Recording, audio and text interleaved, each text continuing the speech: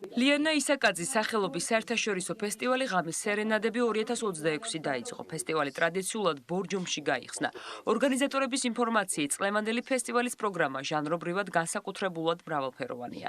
ლეგენდარული ქართველი მევიოლინის ლიანა ისაკაძის დაბადებიდან 80 წლის იუბილე 7 კონცერტით აღინიშნება. ფესტივალში მსოფლიოში აღიარებული ქართველი და უცხოელი მუსიკოსები, ასევე ახალგაზრდა ნიჭიერი შემსრულებლები მონაწილეობენ. ფესტივალის საკონცერტო საღამოები 21, 23 და 25 აგვისტოს ბათუმში დრამატულ თეატრში გაიმართება. საერთაშორისო ფესტივალი საქართველოს კულტურის სამინისტროს შემოქმედებითი საქართველოს, აჭარის კულტურის სამინისტროს, თბილისის მერის, ბათუმის მერის, ბორჯომის მერის მხარდაჭერით იმართება.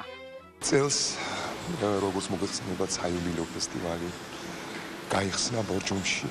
უაღრესად ბედნიერები ვართ, რომ ეს ტრადიცია ბორჯომში აღსდგა. ყველას უმალე ჩაიარა გახსნითმა კონცერტმა შესანიშნავი იტალიელი მაესტრო ბეატრიჩე ვენეცი წარუძღვა კონცერტს. ფესტივალი გადაინაცვლეს ბათუმში. შევადგინეთ როგორც ყოველ წელს ძალზედ ატმოსფერული პროგრამა. ფესტივალი დასრულდება თბილისში 3 კონცერტით წავსდებით პუბლიკის წინაშე. პირველად ვარ ქალაქ ბორჯომში და ძალიან მოხარული ვარ. ეს საოცრად ემოციური წუთებია. განსაკუთრებით მაშინ, როცა მსმენელის ემოციებს გრძნობთ და ვხედავთ, როგორ გადმოდის ეს ემოცია ჩვენზე. მიხარია, რომ ასეთი გულთბილი მაყურებელი და მსმენელი გვყავდა.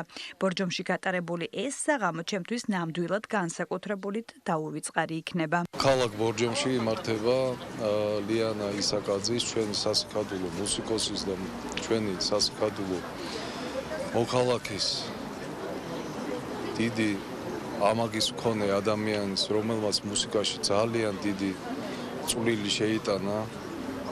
მისი სახელობის ფესტივალი იმართება 80 წლის იუბილეა ამასთან ერთად. ეს არის ტრადიციული ფესტივალი, რომელიც ჩამოაყალიბა და რომელიც ასე ვთქვათ დაიწყო ქალბატონმა ლიანამ. ჩვენ ძალიან მოხარულები ვართ, რადგან ჩვენთან მუნიციპალიტეტში, ბორჯომის მუნიციპალიტეტში და ზოგადად სამცხე-ჯავახეთის რეგიონში ჩამოსული ძალიან ბევრი სტუმარი ესწრებიან ფესტივალს.